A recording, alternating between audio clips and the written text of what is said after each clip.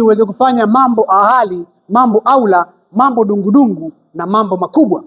Kwa hivyo sisi kama vijana wenye fikra tunduizi ama wenye fikra mkululu na fikra fukunyuzi, tumetumwa hapa na wazazi wetu na baba na mama na mjomba na shangazi na mkazahau na mke wa mjomba na bibi na babu.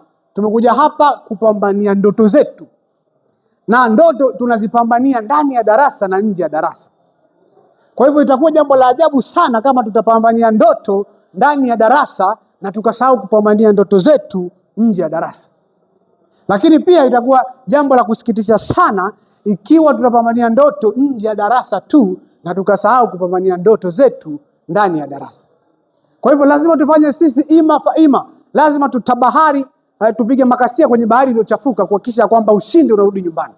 Lazima ndugu zangu, ikiwa mtasadiki, lazima muamini kwamba sisi ndiyo macho wa familia zetu. Kwa hivyo familia zetu zimetutuma hapa kuja kutafuta chakula. Familia zetu mnajua kabisa tunatoka katika mazingira Mwanambiji, mazingira magumu. Tunatoka katika mazingira duni. Familia zetu zinapatwa na majojo, zinapatwa na matatizo makubwa. Kwa hivyo lazima tufanye ima fa ima, tufanye jitihada za mtu kujenga nyumba kwa mate, ama zile jitihada za nyigu kujenga kichuguu chini ya paa la nyumba, kama si zile jitihada za siafu kutaka kuvuka mto kwa kung'atana mikia, na zile jitihada za buibui kujenga tandabui ama utando wa buibui ukutani. Unasema Justino unazungumza kitu gani? Lakini mimi nawaeleza namna vile. Na ni kama vile nawaweseka hichi ninachokuambieni, lakini ninachowaambia na kimaanisha. Na ni kama vile nawaambia ninyi, lakini pia ni kama najiambia mimi mwenyewe pia. Kwa hivyo kama tukimakinika na fikra zetu zikarutubishwa, tukakubali kufanya kila linalowezekana, basi tunaweza kufika mahali. Na kwa kumalizia niseme tu kwamba Waswahili wanasema msiogope mawimbi ninyi, ndiyo mwendo wa ngalawa.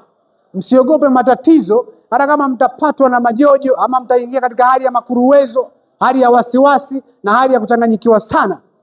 Msiogope mawimbi kwa sababu ndiyo mwendo wa ngalawa. Kwa hivyo sisi lazima tupige mboze na mize, lazima tupige makasia kwenye bahari iliyochafuka. Na sisi tumekuja hapa kuchakura maarifa, yale maarifa yawe ni chanzo cha hekima zote, ndugu Waswahili. Baada ya kusema hayo niseme wabadu wakatabahu fakir.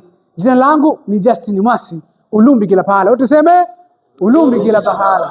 Ulumbi kila pahala. Ulumbi kila pahala. Mungu wabariki sana sana ndugu Waswahili.